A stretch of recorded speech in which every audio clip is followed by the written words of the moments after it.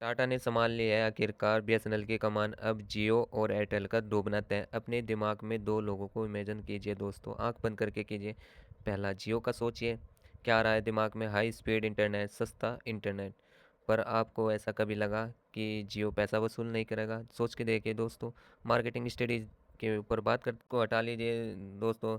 अब जियो का लोगो का हटा दीजिए, सामने लाइए टाटा का लोगो और टाटा के लोगों को और रतन टाटा का चेहरा। ये जब आपके सामने दिखता है तो आपके अंदर किस प्रकार की भावनाएं, किस प्रकार की फीलिंग्स जनरेट होती हैं?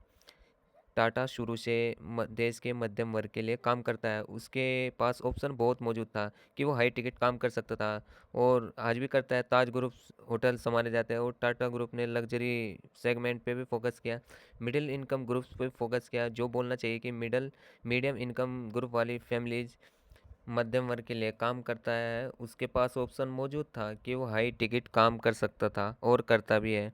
ताज ग्रुप वो होटल सबसे महंगे होटल ग्रुप्स में माने जाते हैं, पर टाटा ग्रुप ने लग्जरी सेगमेंट पे तो फोकस किया, पर मिडिल इनकम ग्रुप्स, जो बोलना चाहिए कि मीडियम इनकम ग्रुप वाली फैमिलीज थी, उनको भी फोकस किया।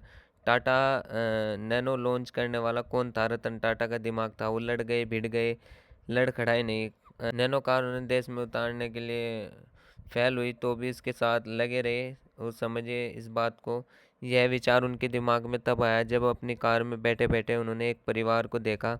बाप गाड़ी चला रहा था, बाइक के दो पहिया, और सामने बच्चे बैठे थे, पीछे बच्चे बैठे थे, उसके पीछे पत्नी बैठी हुई थी।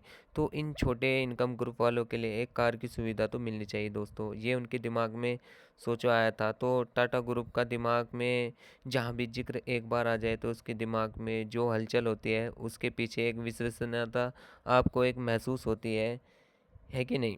अब टाटा का बीएसएनएल को मिल चुका है। बीएसएनएल ने अब तक के बहुत सारी गलत डिसीजंस भी लिए, बहुत सारे मिसमैनेजमेंट किए थे, लेकिन टाटा ग्रुप को साथ लेकर के अब देखिए, टाटा का साथ होना बस एक इम्पोर्टेंट पार्ट नहीं है, लेकिन ये टाइमिंग बहुत इम्पोर्टेंट है, और टाटा ने डेफिनेटली इस चीज़ को भाप लिया होगा। अब टाटा के वर्क फोर्स को और ज़्यादा मोटिवेशन भी मिलने वाला है।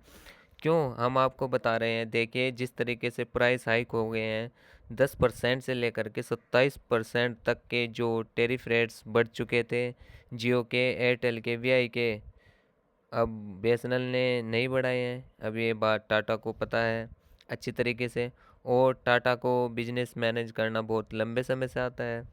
और साथ में टाटा का मोटो, उनका गोल समझिए, आम जनता, मिडिल, जो ना मध्यम वर्गीय परिवार, उन तक की सुविधा पहुंचाना, लोअर मध्यम वर्ग परिवार, उन तक सुविधा पहुंचाना, रूरल एरियाज तक के सुविधा पहुंचाना।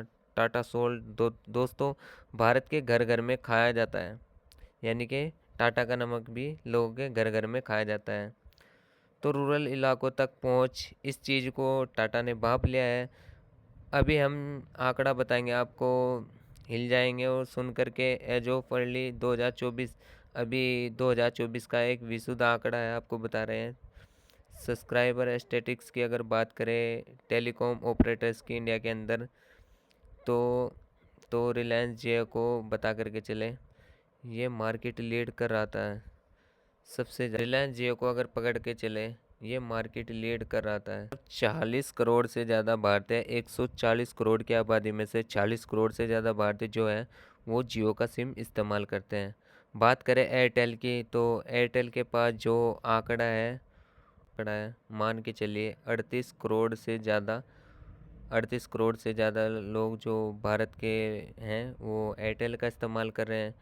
अब बात करें वीआई का, वोडाफोन आइडिया का, तो लगभग 22 करोड़ जनता जो है वो इस्तेमाल कर रही है वोडाफोन आइडिया का, वीआई सर्विस का। और बीएसएनएल की अगर बात करें, ध्यान से सुनिएगा आंकड़ा, महज 9.77 मिलियन सब्सक्राइबर आज की तारीख में बचे हैं, यानी कि 9 करोड़ सब्सक्राइबर, 140 करोड़ की आबादी में 9 करोड़ मात्र जो लोग हैं वो बीएसएनएल सरकारी टेलीकॉम का इस्तेमाल कर रहे हैं। ये वर्चुअली टेलीकॉम सेक्टर का प्राइवेटाइजेशन है कि नहीं? आप सोच के देखिए, सरकारी कंपनियां छोटी होती जा रही हैं, बंद हो जाएंगी आगे जा कर के, जिस प्रकार का आंकड़ा नज़र आ रहा है। और प्राइवेट कंपनियां बूम पे हैं, इनके यूज़र बेस से ज़्यादा, इनकी यूज़र बेस से कम, तो डेफिनेटली अपना खर्चा सहन नहीं कर पाएंगे, ख़त्म हो जाएंगे। आपको लग रहा है ना? क्या लग रहा है ना? लेकिन इसके पीछे का गेम एकदम अलग है। और टाटा इसका ज़बरदस्त इस्तेमाल करने वाला है। देखिए देश के अंदर जो मेन कनेक्शन है, जो सबमरीन केबल्स है, अंडर सी, अंडर वाटर, समुद्र के रास्ते से अलग अलग देशों को जोड़ते हुए केबल जाते हैं, उनका कनेक्शन बीएसएनएल के पास भी है, एयरटेल के पास भी वही है, जियो के पास भी वही है। और इससे बड़ी बात, जो नेशनल बैकबोन है, यानी कि मेन इंटरनेट जहाँ से आता है सबमरीन केबल से, वहाँ से देश के हर राज्य की राजधानी से हर ज़िले तक, और ज़िले से हर ब्लॉक तक, संभोग हर इलाके में फैला हुआ है। और सबसे बड़ा नेटवर्क जो केबल फैला हुआ है, रूरल एरियाज़ को भी कवर करते हुए, ग्रामीण एरियाज़ को भी कवर करते हुए बीएसएनएल का है। बट बीएसएनएल की जो सर्विसेज है इस्तेमाल करने वाले हैं वो इसलिए कम, बीएसएनएल ने अच्छे अफोर्स नहीं की दिए, अच्छी सुविधाएं नहीं दी, अच्छी स्पीड नहीं दी, अच्छी कनेक्टिविटी नहीं दी, अच्छा कस्टमर केयर नहीं दिया, ये लोग अभी हिट हो गए हैं। अब समझिए इस बात को, दोनों का नेटवर्क सेम ही है ऑलमोस्ट, आप मान के चलिए दोनों का नेटवर्क सेम है, ज़्यादा डेवलपमेंट नहीं हुआ है, नहीं हुआ बीएसएनएल का आगे। और बीएसएनएल का भी सबसे अच्छी सुविधाएं नहीं दी, अच्छी स्पीड नहीं दी, और कस्टमर केयर नहीं दिया, ये लोग हिट हो गया। अब दोनों का लोग से नेटवर्क सेम है, दोनों ज़्यादा डेवलपमेंट नहीं हुआ है बीएसएनएल का आगे, लेकिन जो मूलभूत फ्रेमवर्क में था वो बीएसएनएल का भी सबसे बड़ा था। और बात करें जियो एयरटेल की, वो शुरू से ही बड़ा लेकर के चले। अब बात करें बीएसएनएल की, इनके पास 9 करोड़ सब्सक्राइबर थे। अब बात करें टाटा की, तो टाटा ने 1 लाख 4G नेटवर्क बनाऊंगा। अब बात देखें कि 9 करोड़ सब्सक्राइबर को हैंडल करना इतना आसान नहीं रहेगा। कहाँ 46 करोड़ का लोग जियो का रहेगा।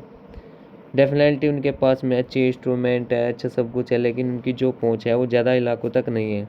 तो 40 करोड़ का जो नेटवर्क है जियो के ऑडियंस में हैंडल करेगा, जो आपका एयरटेल का है वो भी लगभग 38 करोड़ के लगभग हैंडल करेगा, जबकि 9 करोड़ का हैंडल कर रहा है बीएसएनएल। वो बीएसएनएल का नेटवर्क बड़ा है, ज़रा सोचिए किसको ज़्यादा स्पीड मिलेगी। अगर इस मायने में अगर बात की जाए, आपको समझ में आ जाएगा ना, टाटा ने थोड़ी सी टेक्नोलॉजी को एडवांस कर दिया, और वो कह रहा है कि लाखों की तादाद में जो टावर्स हैं लगाए जाने हैं, इंफ्रास्ट्रक्चर को इम्प्रूव किया जाना है। अगर वो कर दिया, और हमारा सब्सक्राइबर बेस 9 करोड़ है, धीरे धीरे बढ़ रहा है, 1 करोड़ 2 करोड़ 3 करोड़ बढ़ते बढ़ते 15 20 30 करोड़ हो जाएगा, क्योंकि सब्सक्राइबर बेस मोल है और नेटवर्क बड़ा है, तो डेफिनेटली कनेक्टिविटी स्पीड इसमें कोई प्रॉब्लम नहीं होने वाली है।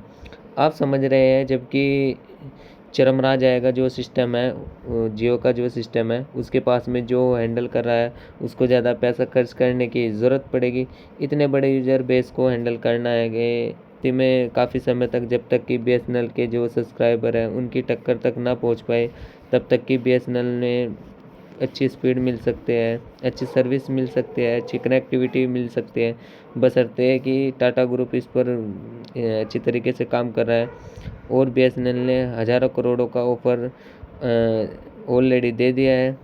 अब स्टैंड किया जाता है, सरकार सही निर्णय लेती है, टाटा को और बड़ा स्टेक दे दिया जाता है, और भी बड़े कॉन्ट्रैक्ट दिए जाते हैं बीएसएनएल के अंदर। तो बीएसएनएल को बचाने के लिए टाटा की जो उसका मोटिव रहता है काम करने का, तो उसका गोल रहता है, उसकी जो एथिक्स है भाई, middle income groups, lower middle income groups, जो कम लोअर इनकम ग्रुप्स वाले हैं उन तक सुविधा पहुंचाना। उसके साथ अगर कपल कर दिया जाए तो मान के चलिए टाटा की विचारधारा, टाटा की टेक्नोलॉजी, उसके इतने दिन का व्यापार का एथिक्स, और जो साथ में इंफ्रास्ट्रक्चर फैला हुआ है बीएसएनएल का, आप मान के चलिए दोस्त, बीएसएनएल के अंदर संजीवनी नवजीवन फूंक सकता है टाटा, और यही हो रहा है। और आने वाले समय में आप देखेंगे जब बहुत सारे यूजर्स इन्फ्लक्स होने शुरू होंगे, जो कि हो चुके हैं लाखों की तादाद में, जो सिम है वो पोर्ट हो रहे हैं, बड़े पैमानों पर सिम पोर्ट हो रहे हैं। इसका असर सामने देखने को मिलेगा, बीएसएनएल की जो सब्सक्राइबरशिप है बढ़ती चली जाएगी। रूरल वर्सेस अर्बन की बात करें तो अर्बन एरियाज़ की जो हम बात करें, ज़्यादा इंटरनेट इस्तेमाल होता है, और ज़्यादा पेनिट्रेशन भी वहाँ पर, इंटरनेट का पेनिट्रेशन कहने का मतलब ज़्यादा वहाँ पर केबल बिछाए गए हैं, ज़्यादा टावर लगाए गए हैं अर्बन एरियाज़ में। लेकिन आपको बता दें वहाँ पर एडवांस इंफ्रास्ट्रक्चर की ज़रूरत पड़ती है, जो एयरटेल और जियो के पास में, वहाँ नेट पेनिट्रेशन भी अच्छा नहीं है, वहाँ पर जियो एयरटेल अच्छे से नहीं पहुँच गए। सरकारी बीएसएनएल वहाँ पर ऑलरेडी मौजूद है, mobile internet uses rapid grow दिखा रहा है एयरटेल में। गांव में, कस्बों में, छोटे शहरों में यहाँ पर बीएसएनएल बाजी मारेगा। यहाँ के लोग अगर एक साथ जुड़ गए तो अच्छी फैसिलिटी मिलनी शुरू हो गई। तो आप मान के चले धीरे धीरे रूरल में अर्बन की तरफ बीएसएनएल जो मार्केट खाना है वो शुरू करेगा, नहीं बचेगा फिर जियो और एयरटेल का डूबना तय है। बस ऑलरेडी टाटा बीएसएनएल के साथ सही सपोर्ट में बना रहेंगे। इस पे आपकी क्या राय है नीचे कमेंट में हमें। तब तक के लिए धन्यवाद।